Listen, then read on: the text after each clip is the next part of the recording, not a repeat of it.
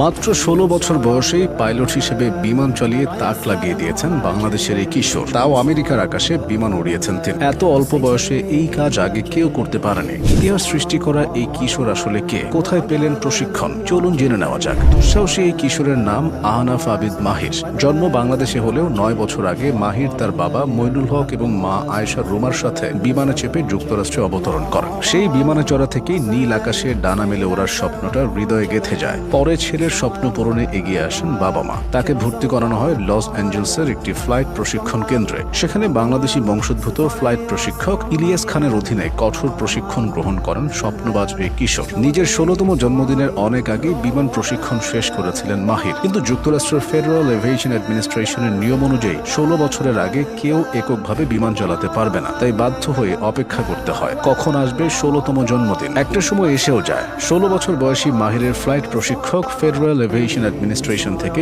বিশেষ লিখিত অনুমোদন নেন। ২০২৪ সালের ৩০ জুন সকালে লস অ্যাঞ্জেলেসের হোয়াইটম্যান বিমানবন্দরে মাহির তার বিমানটি নিয়ে একাই বেশ কয়েকবার নীল গগনের সাদা মেঘের ভেলায় ভেসে আবার মাটিতে নেমে আসেন। মাহিরের বাবা মা ও শুভানুধ্যায়ীরা বিমানবন্দরে জড়ো হন তার বিমান উড্ডয়ন দেখতে। সাদা মেঘের মধ্যে দিয়ে মাহিরের বিমান চালনা এবং নিরাপদে অবতরণ করার দৃশ্য তাদের অপরিসীম গর্ব ও আনন্দে ভরিয়ে দেয়। মাহিরের মা সবার কাছে দোয়া চেয়েছেন যাতে সে ভবিষ্যতে এটা ধরে রাখতে পারে। মাহির এখন তার ফ্লাইট ইনস্ট্রাক্টরের বিশেষ লিখিত অনুমোদন সাপেক্ষে পরবর্তী ১ বছর যাত্রীবিহীন বিমান চালাতে পারবেন। মাত্র